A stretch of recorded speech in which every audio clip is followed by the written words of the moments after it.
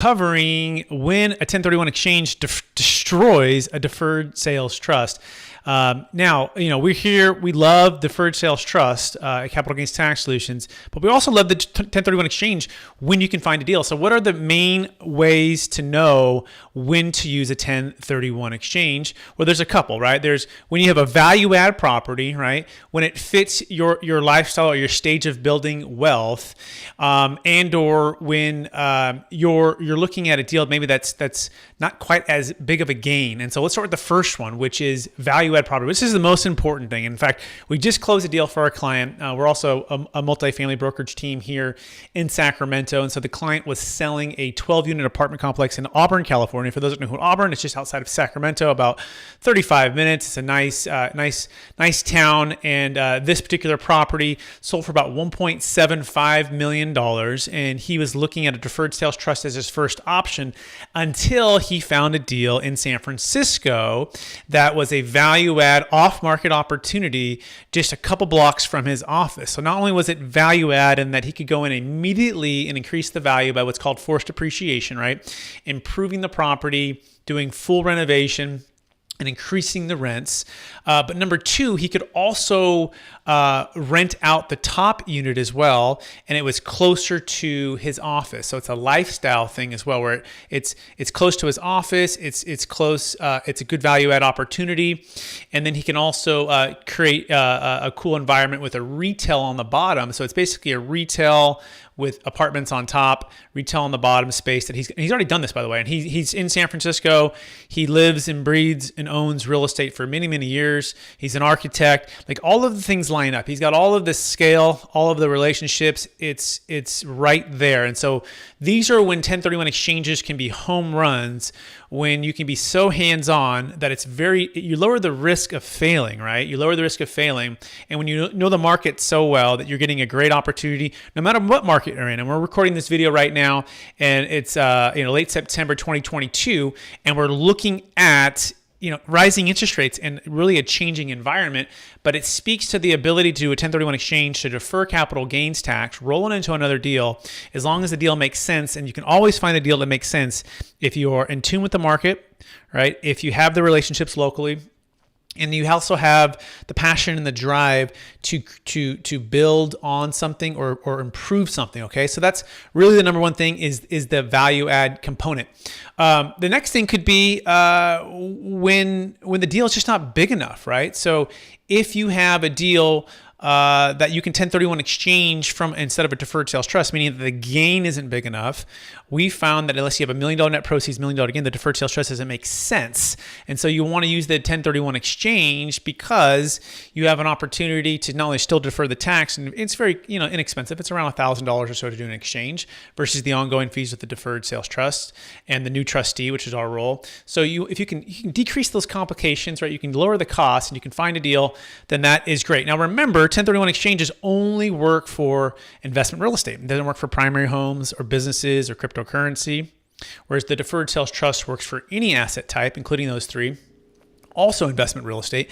And the deferred sales trust can be a backup plan for your 1031 exchange as well. Now, how about this question? Well, when would I not use either or, right? When would I not use either or? Well, there's kind of a cool third option here that is called bonus depreciation, especially in 2022, where it's 100% bonus depreciation that you can sell, you can take constructive receipt, but as long as you reinvest in the same year into a project where you can accelerate the depreciation, you have a chance to offset the tax. And I'll give you an example. We had a call this week, and the gentleman was selling. It's about a $550,000 property. His liability is about $150,000. And it's just kind of too small for the deferred sales trust. And so what we said to him, it's also too small for a 1031 exchange into a passive syndication deal. Sometimes you can do carve-outs where you do like a tenant in common, but those are typically also reserved for larger net equity deals, maybe $1.5 million, $2 million. So for his scenario, it didn't work for a 1031 exchange for his own, nor did it work for 1031 carve-out, nor did it work for a deferred sales trust. So what I recommend he would do is talk with a CPA, take constructive receipt of the funds at close of escrow.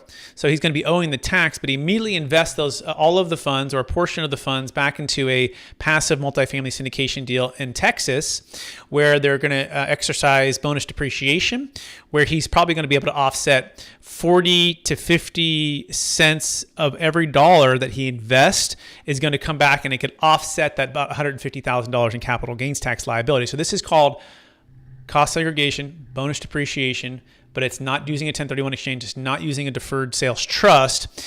And so that's the time when you maybe don't use one or the other.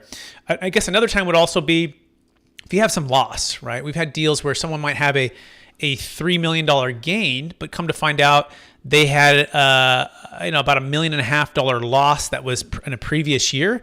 And we said, hey, go check with your CPA and see if we can offset some or all of your gain coming up on this year. And that can also decrease the tax liability, which means you don't need the deferred sales trust. In fact, we just had a client, a potential client, he at Atherton selling a house for about $8 million. And he had about a $5 million gain, but he found out he had like another additional $2.5 million loss. And he's able to talk with his CPA, and he's able to offset the gain in the same year and essentially decrease that loss, not needing the deferred sales trust. And so we worked with them and worked through all that. But those are the things you want to look at. You want to look at all of your options. Think of it like in a Rubik's Cube. In your situation, you have all of these challenges, and how do you line it up as best you can by working with your CPA, working with our team to figure out what's the best exit plan for you. And sometimes that involves a deferred sales trust. Sometimes that involves a 1031 exchange. Sometimes it doesn't involve either of those, and you might use bonus depreciation cost seg. The key is hiring the who, getting your dream team involved to help you execute on your exit plan. Because guess what? These $1 million exits or $100,000 exits, you only have one shot here, right? Typically, to do something with the tax, and you want to make sure you have a tax flow plan, and you're not stuck just paying capital gains tax that otherwise you could have deferred or could have got rid of using some other strategy.